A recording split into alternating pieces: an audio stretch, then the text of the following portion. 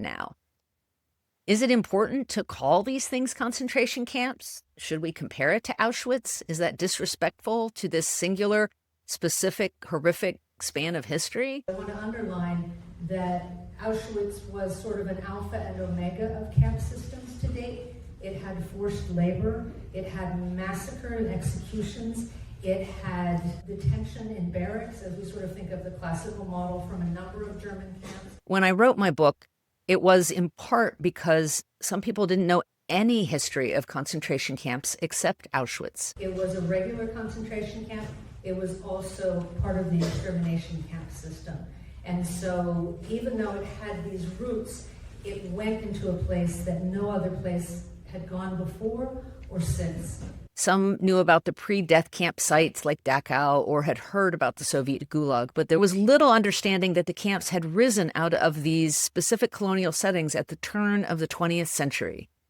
I wanted to write about how we had gotten to Auschwitz and what happened after it. The damage done by concentration camps has never stopped the reflexive enthusiasm for their use. Because, of course, all the camps around the world didn't disappear, even as humanity began to confront the horrors of Nazi extermination.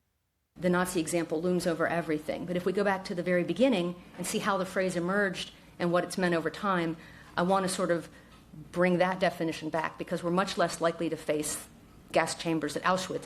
We're much more likely to face a situation like we have with the Rohingya today, where something that was meant as a detention that was segregation, but to sort of quell riots and violence that was happening, then if you don't wrap it up, if you don't reintegrate those people, they are labeled the enemy and it turns into something much more dangerous. So for me as an individual, it's important to use the phrase concentration camp because I'm trying to inform people about this arc that camps have had, affecting tens of millions of lives worldwide across more than 100 years.